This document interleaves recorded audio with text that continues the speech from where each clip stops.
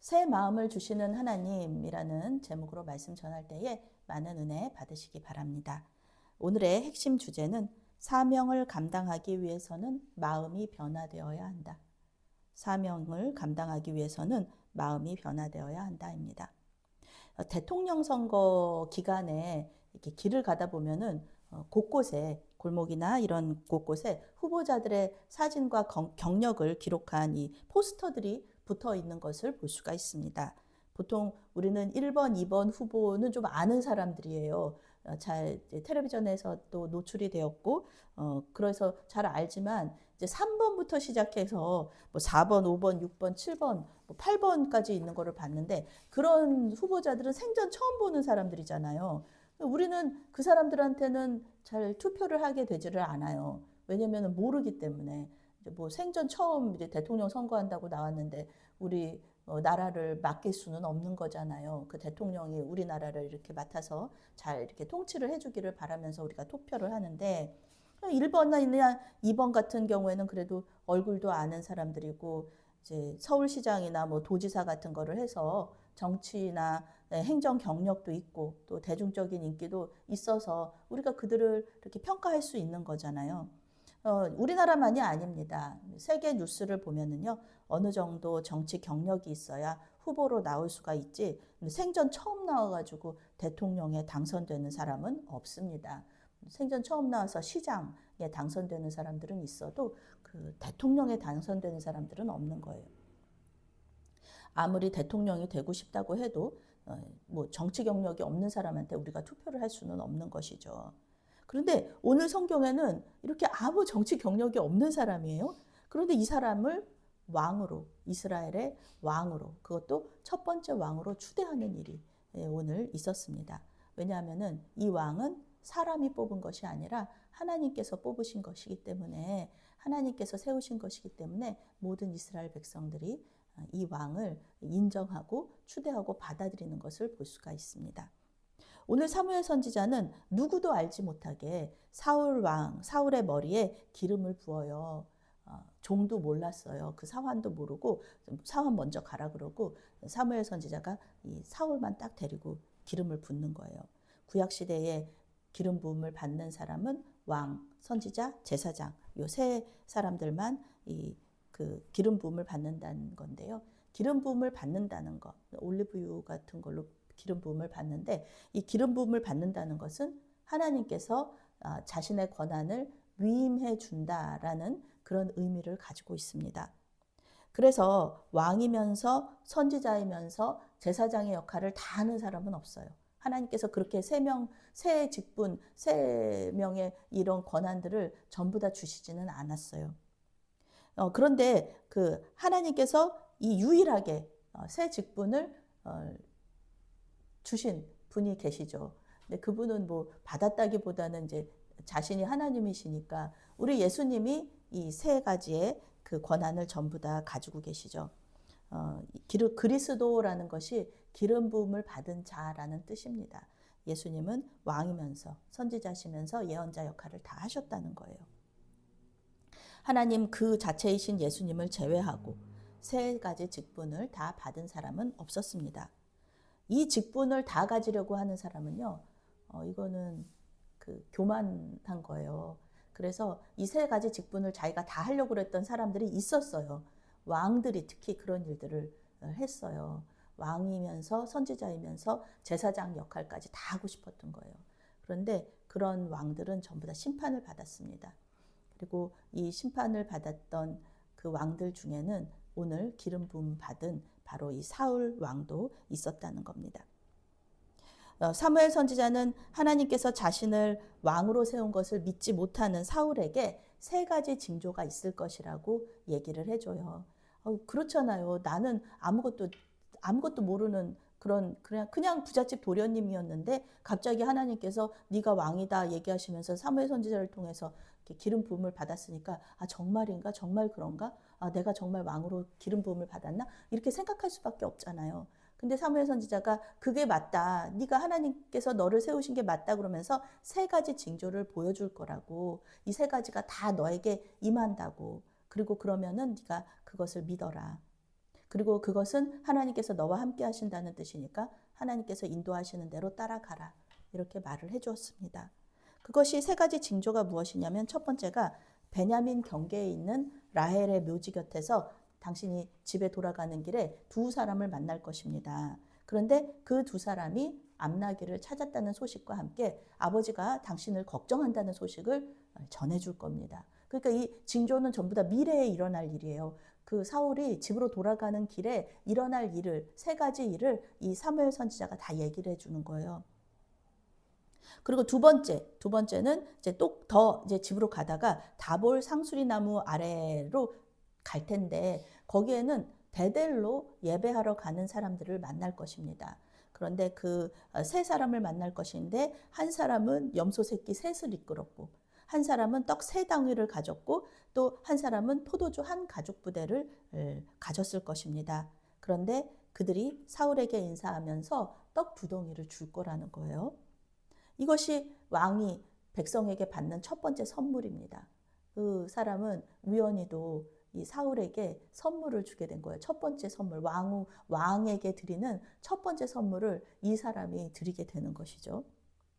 세 번째는 하나님의 산에 도착했을 때 선지자의 무리가 악기를 연주하면서 예언하면서 내려오는 것을 보게 될 것이다.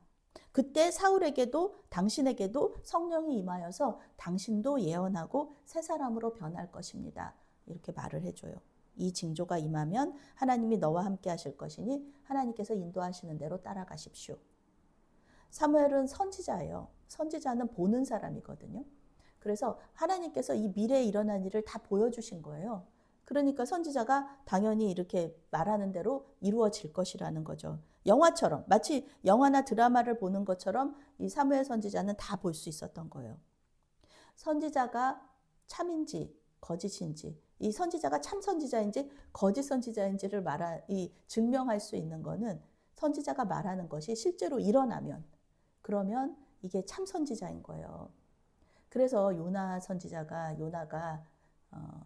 니느웨로 가기 싫어했잖아요. 그거 왜 그래요? 분명히 자기가 얘기한 게 안 이루어질 거를 알고 있었기 때문에, 하나님께서 니느웨를 멸망시키시지 않을 거를 알고 있었기 때문에 자기는 그러면은 이제 니느웨 멸망한다고, 40일 이후에 니느웨 멸망한다고 그렇게 이제 예언을 했는데 실제로 니느웨 멸망하지 않잖아요. 그러니까 자기 거짓 선지자 되는 거니까 하나님 어차피 니느웨 멸망시키지, 자기를 보낸다는 자체가 니느웨를 멸망시키지 않으실 거라는 그런 하나님의 뜻이잖아요. 뭐 자기를 보내시지 않으면 니느웨가 멸망하든지 말든지. 그런데 그 요나 선지자가 안 가고 싶어 했거든요. 그래서 사무엘 선지자는 그의 입에서 나오는 말은 반드시 이루어졌기 때문에 백성들로부터 사랑과 존경을 받았던 겁니다. 이제 사무엘 선지자는 길갈에서 다시 만납시다. 그렇게 사울과 약속하고 각자 집으로 돌아갑니다. 그런데 놀라운 일이 일어나요. 하나님께서는요, 우리가 뭐 이렇게 말씀이 떨어지기도 전에, 말씀이 이렇게 끝나기도 전에 하나님께서 역사하시는 걸 우리는 말씀 속에서 많이 볼 수가 있잖아요. 그저 순종하는 마음만 가지고 있으면 하나님께서 움직이시는 거예요. 우리를 움직이십니다. 사울이 사무엘에게 인사하고 몸을 돌리자마자 하나님께서 새 마음을 주셨다. 이렇게 성경이 말하고 있어요. 그리고 그날 그 징조도 모두 이루어졌다. 사울이 가지고 있었던 마음은 어떤 마음이에요? 왕의 마음은 아니었어요. 그가 가지고 있었던 마음은 왕의 마음은 아니었습니다. 그가 가지고 있는 마음은 그냥 부잣집 도련님의 마음이에요. 암나기 찾아야 되겠다. 그리고 아버지가 나 걱정하시겠다. 이 마음. 이것은 왕의 마음은 아니잖아요. 왕의 마음은 뭐예요? 이스라엘 백성 전체를 품는 마음이잖아요. 그리고 하나님 말씀에 순종해서 하나님의 법대로 이스라엘 백성들을 잘 다스려야겠다. 이것이 왕의 마음이거든요. 그런데 아직까지 사울의 마음은 왕의 마음은 아니었는데 하나님께서 이 돌이키는 가운데 이 왕의 마음을 주신 거예요. 영어 성경은 하나님께서 사울을 전혀 다른 사람이 된 것처럼 느껴지게 만드셨다. 이렇게 번역하고 있습니다. 기름 부음을 받고 이렇게 전혀 다른 사람이 된 것 같이 느껴졌던 사람. 그 사람은 사울과 그 뒤를 이어서 왕이 된 그 다윗 외에는 없습니다.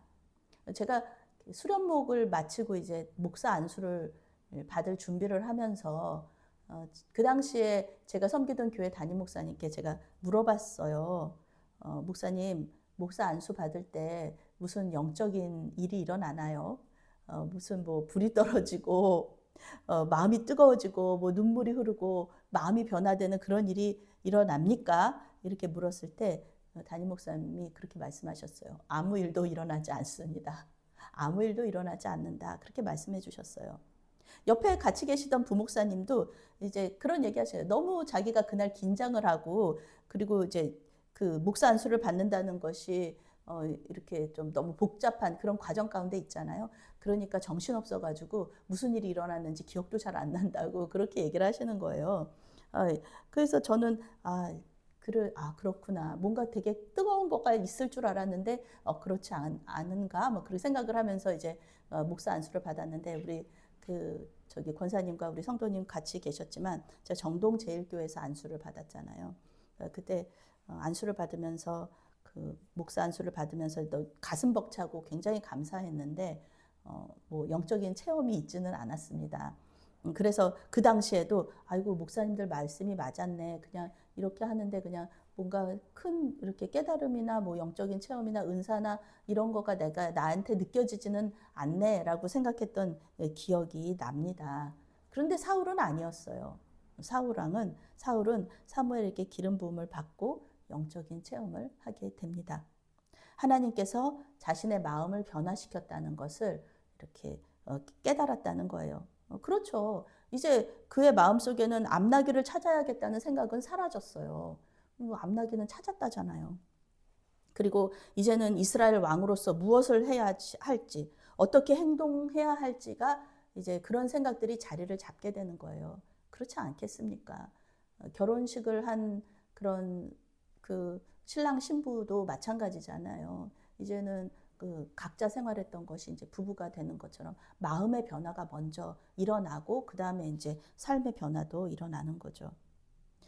내가 정말 이스라엘 왕으로 기름 부음을 받았을까 생각하면서 이제 사울이 집으로 돌아가는데 사무엘 선지자의 모든 말들이 징조들이 다 이루어졌습니다. 이스라엘 백성들이 사울에 대해서 아무것도 모르는 아무도 모르는 그런 상황에서 왕으로 세워진다는 것. 그것은 기쁜 일이라기보다는 두려운 일일 거예요. 여기도 나오잖아요. 그냥 그 블레셋의 사람들이 초소를 세워놓은 그런 곳에 살고 있었던 사울이에요. 집으로 돌아갔을 때 숙부가 무슨 일이 있었냐고 물었어요. 그런데 이 번역본에 따라서는 이 숙부가 삼촌이 아니라 블레셋의 그 초소의 장이었다는 그런 번역본도 있어요. 너 어디 갔다 왔냐? 어디 갔다 왔냐? 무슨 일이 있었냐? 이렇게 이제 번역을 해놓는 것이죠. 그래서 암나귀 찾으러 갔다가 못 찾고 돌아왔다는 말만 하고 자기가 왕으로 기름 부음 받았다는 이야기는 하지 않았습니다. 그리고 사무엘과의 만남을 다시 기다리는 거예요. 드디어 이제 왕으로 추대되는 사울의 모습이 두 번째 단락에 이어집니다. 사무엘이 해야 돼요. 그것은 사울이 하는 것이 아니라 사무엘이 합니다. 모든 이스라엘 백성들을 미스바로 불러서 여호와 앞에 모이게 합니다. 왕을 세워달라고 요청했으니까 이제 그거에 대해서 응답해야죠. 사무엘은 먼저 하나님이 어떤 분이신지를 이스라엘 백성들에게 선포합니다. 하나님은 어떤 분이시냐? 하나님은 이스라엘을 애굽에서 인도하여 내시고 애굽인의 손과 모든 압제하는 나라들의 손에서 건져내신 분이다. 너희를 구원하시는 분이시다. 구원자. 아죠. 구원자. 구원자 하면은 우리 예수님을 생각하지 않을 수가 없어요. 우리 예수님 우리를 구원해 주셨습니다. 십자가에서 죽으셔서 우리의 모든 죄를 가져가 주신 분이시죠. 우리를 죽지 않도록 하나님께서 우리를 구원의 길로 인도하시는 그 방법, 그것이 바로 그 길이 예수님이시죠. 그런데 이 이스라엘 백성들은 이 구원의 하나님을 버렸다. 너희는 모든 재난과 고통 중에서 건지신 하나님을 버리고 왕을 세우려고 한다. 왕을 세운다는 것이 왜 하나님을 버리는 것인가? 우리는 깊이 묵상해야 됩니다. 왕을 세우는 것이 왜 하나님을 버리는 일이었을까?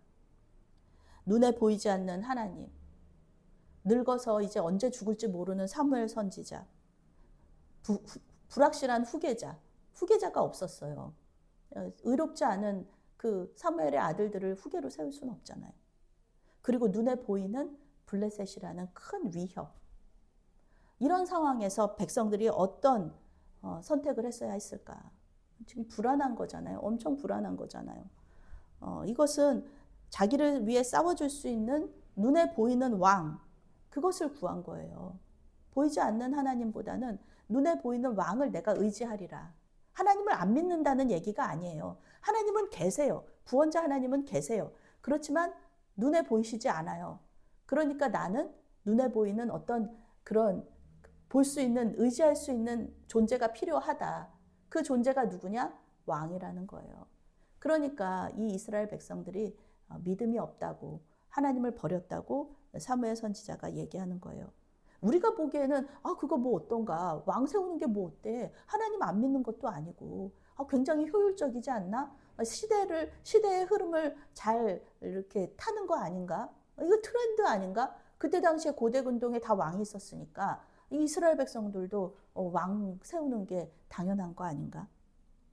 그런데 하나님은 이것을 이스라엘의 진정한 왕이신 하나님을 버리는 것이라고 말씀하셨습니다. 이스라엘 백성들이 불안한 상황에서 보이지 않는 하나님 대신에 눈에 보이는 어떤 무엇인가를 세웠던 일은 이번이 처음이 아니에요. 이스라엘 백성들이 출애굽하고 나서 모세가 이제 그 십계명 받으러 올라갔었잖아요.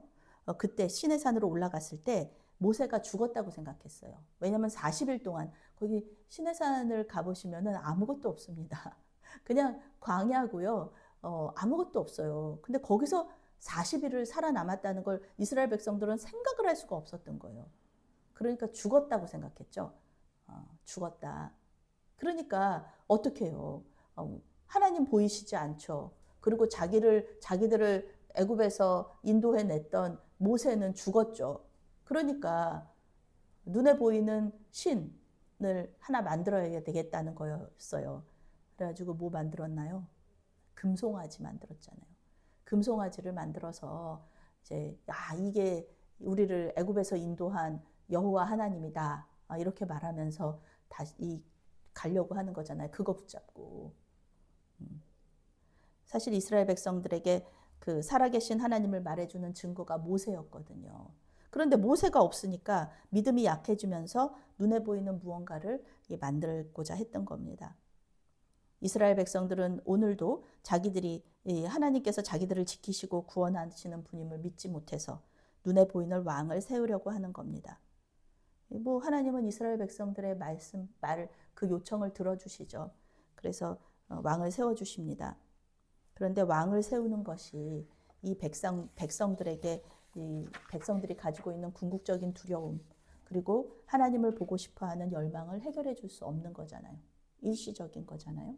그래서 결국 하나님은 예수님을 이 땅에 보내주심으로써 이제 보이지 않는 하나님을 볼 수 있는 하나님으로 만날 수 있게 해주셨죠. 이제 사무엘이 왕을 뽑는 방식은 제비뽑기입니다. 이스라엘의 12지파 중에 베냐민 지파가 뽑혔고요. 베냐민 지파 중에서 마드리의 가족이 뽑혔고 마드리의 가족 중에서 기스의 아들 사울이 뽑혔습니다. 그런데 사울은 진보다리들 사이에 숨어 있었어요. 성경은 왜 사울이 숨어 있었는지는 말해주지 않습니다.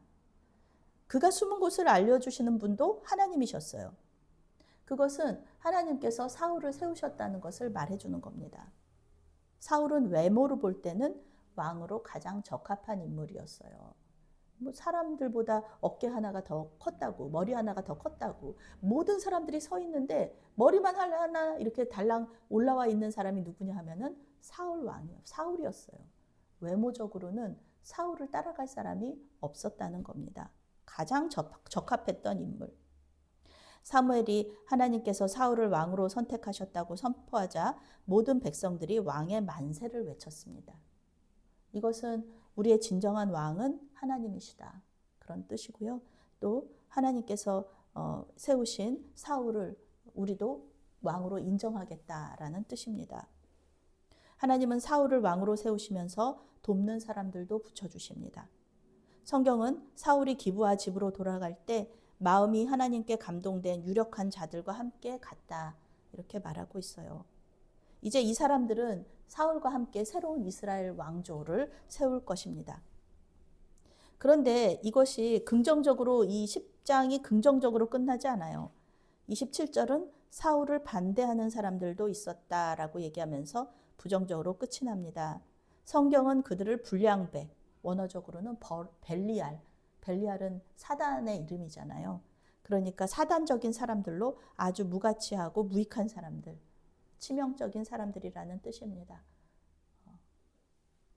그런 얘기 있지 않습니까? 매니아가 있으면은 안티도 있다. 아무리 그 좋은 사람이라도 그렇게 얘기하잖아요. 유재석은 정말 매니아만 있을 것 같잖아요. 그런데 유재석 같은 그런 좋은 이미지가 좋은 연예인들에게도 안티가 있다는 겁니다. 그런 것처럼 사울이 왕이 된 이후에도 이 안티들, 벨리알들이 있었다는 겁니다. 이 사람들은 계속해서 사울을 힘들게 할 사람들이었어요. 하나님은 영이시기 때문에 눈에 보이시지 않는 것, 그것이 맞습니다. 또 예수님도 인간의 모습으로 오셨지만 부활 승천하셔서 하나님 우편에 앉아 계시잖아요. 그러니까 우리 눈으로 실제로 보지는 못합니다. 그렇지만 그렇다고 해서 하나님께서 안 계시느냐? 그것은 아니죠. 보이지 않는다고 해서 존재하지 않는 것은 아니니까요. 하나님은 오늘 말씀에 나오는 것처럼 자신이 살아계시고 또 함께 하신다는 것을, 우리와 함께 하신다는 것을 적극적으로 알려주세요. 사울을 왕으로 기름 부은 분이 하나님이시라는 것을 세 가지 징조를 통해서 보여주시는 것처럼 우리에게도 하나님께서는 살아계시다는 것을 보여주세요.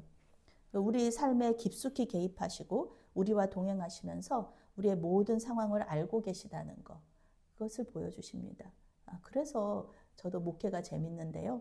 얼마 전 신대원을 함께 다니고 목사 안수를 같이 받았던 친구 목사님을 만났습니다.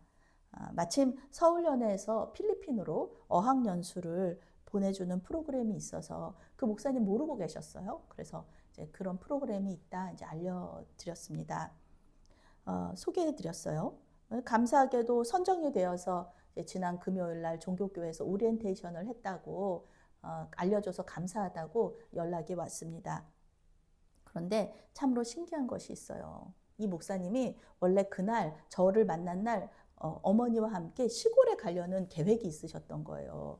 그래서 근데 그 마음속에 저를 꼭 만나야 되겠다는 마음이 있었대요. 그래서 어머니가 조금 언짢아하셨지만 어머니와의 약속을 미루고 저와 만났는데 필리핀 연수에 대한 이 소식을 들었던 거죠.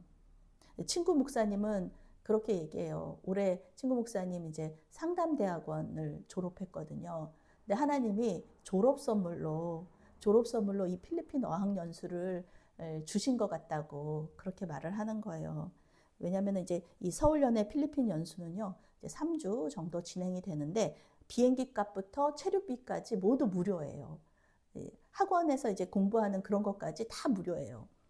그러니 그 친구 목사님이 저에게 소개해 주셔서 감사하다고 이렇게 몇 번이나 인사를 했던 거예요. 이렇게 우리가 알아차리지를 못해서 그렇지 하나님은 언제나 우리와 함께 하시면서 그 존재감을 드러내십니다. 이제 우리 권사님 농사 짓기 시작하시잖아요. 농사 지으시면서 그 채소와 과일이 자라나는 것, 그 풀들이 자라나는 거 보면서 어떻게 창조주 하나님을 만나지 못하시겠습니까? 볼 때마다 창조주 하나님을 보시면서 묵상하실 거 아니에요. 오늘 우리 집사님 베트남으로 가족여행을 가시는데요. 그 아름다운 자연들 속에서 어떻게 또 하나님을 만나지 않을 수 있겠습니까? 하나님 생각이 나죠. 성령께서 또 우리를 하나님 생각할 수 있도록 계속 이렇게 얘기하시잖아요. 사울이 경험한 징조는요. 사울만 경험하는 것이 아니라 우리도 경험할 수 있는 것입니다. 보이는 것이 전부가 아닙니다. 부활하신 우리 예수님, 요한복음 20장에서 도마에게 말씀하시죠. 도마는 예수님 부활 못 믿었거든요. 내가 예수님 손바닥에 그 못자국. 그리고 이 옆구리에 창자국, 거기에 내가 손가락을 넣어봐야지, 그래야지 나는 믿지. 아니, 나는 예수님 부활했다는 거 사람이 어떻게 다시 살아나느냐, 나는 못 믿겠다라고 얘기했는데, 하나님이 우리 예수님이, 부활하신 예수님 도마한테 말씀하시잖아요. 자, 여기 손가락에 집어넣어, 손가락에 손 못자국에 집어넣어 봐라. 왜냐면 이렇게 뚫렸잖아요. 예수님 십자가에서 이렇게 못 박히실 때 여기 손 뚫리거든요. 여기 손가락 집어넣어 봐라. 여기 옆구리에 손가락도 집어넣어 봐라. 그리고 너는 본고로 믿느냐, 보지 못하고 믿는 자들이 복이 있다, 이렇게 말씀하세요. 네. 보이지 않는 하나님을 대신할 어떤 존재를 우리가 찾고 마음을 기울이다 보면은 이스라엘 백성들처럼 너희가 하나님 버렸다, 이렇게 책망받게 됩니다. 나도 모르게 사람이든 물질이든 하나님을 대신하는 그 존재를 의지하게 되는 거예요. 그리고 그것은 우상 숭배로 나아가게 됩니다. 하나님께서 살아계시다는 증거, 그것은 우리 자신입니다. 우리의 마음의 주인, 원래 나 자신이었잖아요. 그러다가 우리 마음의 주인이 하나님으로 바뀐 겁니다. 내 마음대로 해야지, 내 뜻대로 해야지, 이 마음속에 그런 마음들이 가득하다가 이제는 어떤 마음이에요? 성령께서 우리 안에 내주하기 시작한 이후로는 내 뜻대로 하지 말고 하나님 뜻대로 해야지. 우리 예수님이었으면은 어떻게 하셨을까? 이런 생각들을 하고 또 성찰을 하게 되잖아요. 내가 내 뜻대로 했나? 나 하나님 뜻대로 하고 싶은데 그렇지 못했습니다. 주님 용서해 주십시오. 내 마음대로 살고 싶었지만 이제는 하나님 나라를 위해서 살고 싶습니다. 이런 고백들. 무엇보다 내 마음에 성령께서 내주하시면서 이러한 마음의 변화를 계속해서 하나님께서 일으키시는 거죠. 변화가 내가 변화가 하는 게 아니라 변화를 받는다는 겁니다. 마음의 변화를 받아 하나님을 왕으로 모시고 새 사람이 되어서 주님의 뜻을 이루기 위하여서 또 하나님 나라를 위하여서 살아가는 저와 여러분이 되시기를 바라겠습니다. 아멘. 사랑의 하나님, 거친 광야 같은 이 세상 속에서도 기쁨과 감사 속에서 살 수 있는 이유는 주님께서 나와 함께 하시기 때문임을 고백합니다. 일상적인 삶 속에서 주님의 임재를 경험하게 해주시고 하나님 나라를 위해 충성하는 주님의 자녀요 백성이 되게 하여 주시옵소서. 예수님의 이름으로 기도합니다. 아멘.